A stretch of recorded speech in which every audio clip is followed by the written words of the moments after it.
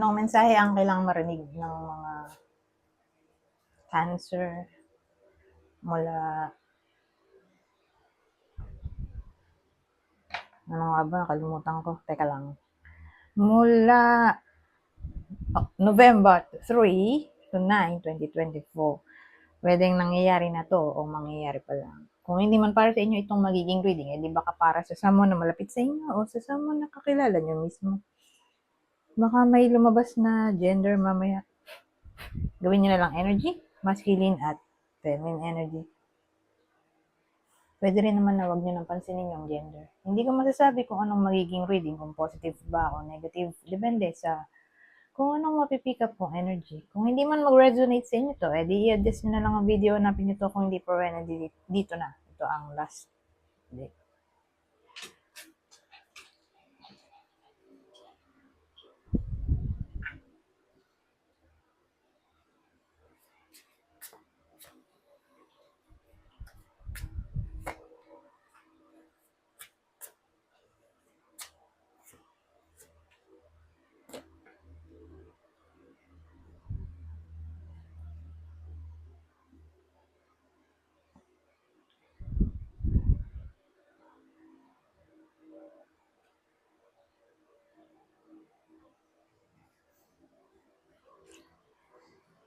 The Tower, Eight of Needles, Five of Potions, Six of Needles.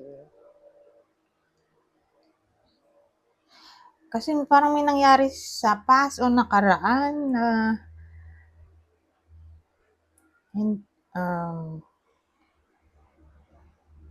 hindi makalimutan o nag-grieve pa rin. Yung something na nakaraan, syempre, malaki chance na malungkot yun. Malungkot. So, pag sinabi mo malungkot, pwedeng separation, cheating, disaster talaga. As in, gumuho. May gumuho. Pwede rin namang magkaroon ng problema sa pera. So, case to case basis, depende sa kung sino yung nanonood, na para bang nahirapan maka-move on. Nahirapan makabangon. Okay? Pero ang future outcome nito ay Six of Needles o Six of Swords. So, ibig sabihin, unti-unti. Okay? Hindi man biglaan, pero unti-unti mag-move on yung iba sa inyo. Unti-unti, ibabangon ang sarili. Kasi transition card to Maganda, di ba? Na ito yung nasa huli. Six of Swords.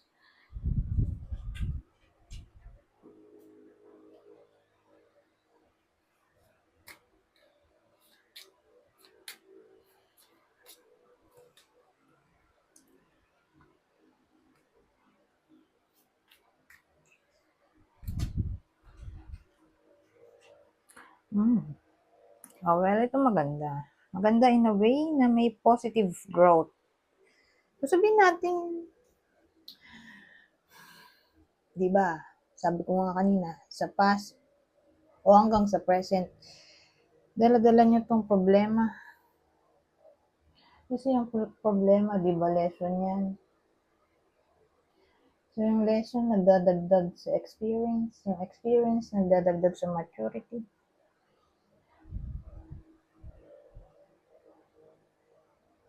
So, habang nagkakaroon tayo ng problema, nag-grow tayo. So, ganun Parang tong negative experience sa future, ma-turn nyo as positive. So, paano yun? Example lang. Halimbawa,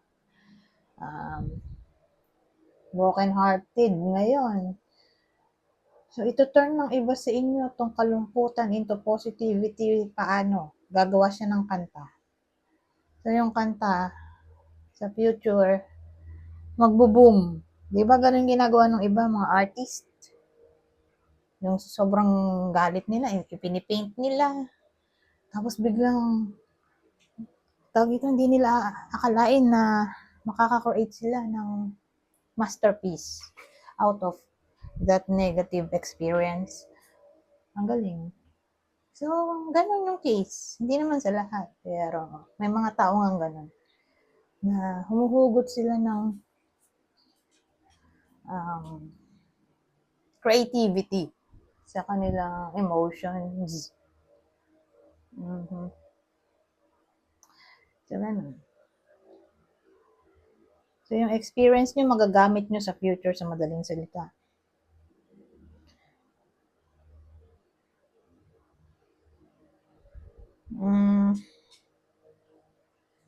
Pero kung didikit natin to, kung Lenormand sa taro, magiging masaya kayo. Okay? Kasi nag-move on naman kayo dito Ito, growing. Card to ng growing. Plant, naging tree. Di ba? Growth. O development. So, ito, magiging masaya kayo kasi kahit saan, kahit taro yan. Lenormand. Sun ay happiness. Okay? Kahit nga walang tree, growth pa rin siya. Positive growth. Pleasure. Fame. Magandang hatid ng sun. Pero syempre, depende yung meaning niya sa kung ano yung mga nakapaligid sa kanya. Kasi kung maraming negative, edi mahahawa siya somehow. So, magiging arrogance, yung pwedeng meaning, egotistical. Pero sa case na to, kasi katabi naman niya i-3, hindi naman negative card yan. So, ang dating sa akin, magbo-bloom yung sun natin into positivity.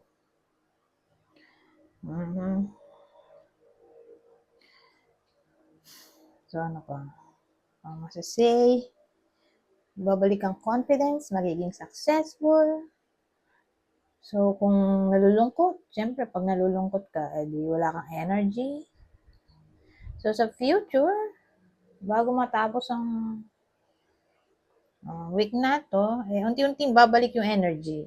Okay? Confidence is really, don't worry.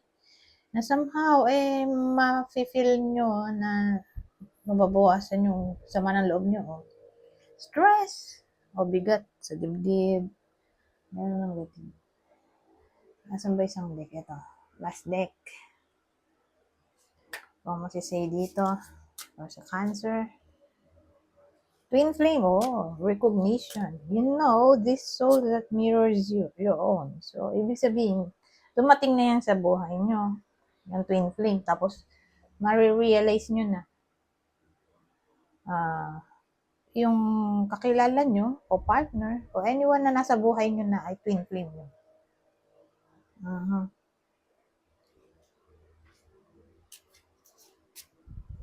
So, kung naniniwala kayo dyan, di yan. Twin flame recognition. Rendezvous. A private getaway photo is calling you. Pag ganyan kasi, ang dating sa akin, yan yung card ng meeting, appointment, date, na parang nakaschedule. Parang reunion, gano'n. Yung gathering ba, na well-planned o nakaschedule, gano'n. Hindi siya by chance. Serendipity yung by chance ito, hindi. Rendezvous. So, saan natin na may gathering kayong pupuntahan. Pero for 2 kasi So, for 2, ibig sabihin kayong dalawa lang. So, probably, date. Date yan. Okay? May ka-date yung iba sa inyo. Magkakaroon.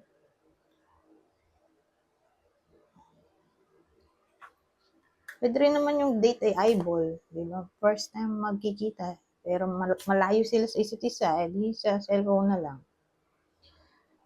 Face-to-face basis. Material attachment. too much focus on visible trappings. So, encourage na wag masyadong maging materialistic in short. Sa week na to, wag masyadong ma-attempt bumili ng mga kung ano-ano na gamit.